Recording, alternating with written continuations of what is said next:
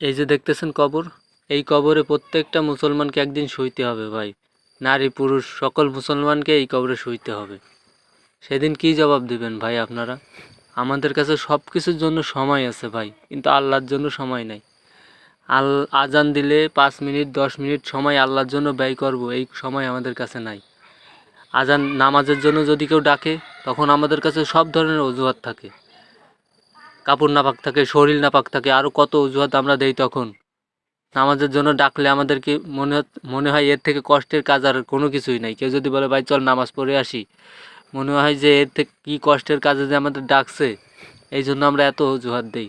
কিন্তু কবরে কি জবাব দিবেন ভাই? এই কবরে কি বলতে পারবেন আমার কাপড় নাপাক ছিল, শরীর নাপাক ছিল, এই কারণে নামাজ পড়ি নাই আমি? এইসব অজুহাত কবরে চলবে ভাই? চলবে না, কোনো দিনও চলবে না। এই কবরে শাস্তি ভোগ করতে হবে। এই জন্য ভাই সময় থাকতে নিজেকে পরিবর্তন করেন। আল্লাহর জন্য 5টা মিনিট 10টা মিনিট সময় ব্যয় করেন ভাই। আজান দিলে আল্লাহর জন্য 5টা মিনিট 10টা মিনিট সময় ব্যয় করেন, নয়তো এই কবরে তার শাস্তি ভোগ করতে হবে। সবাইকে বলতেছি ভাই, শেয়ার করে দেবেন, অনুরোধ করতেছি সবাইকে।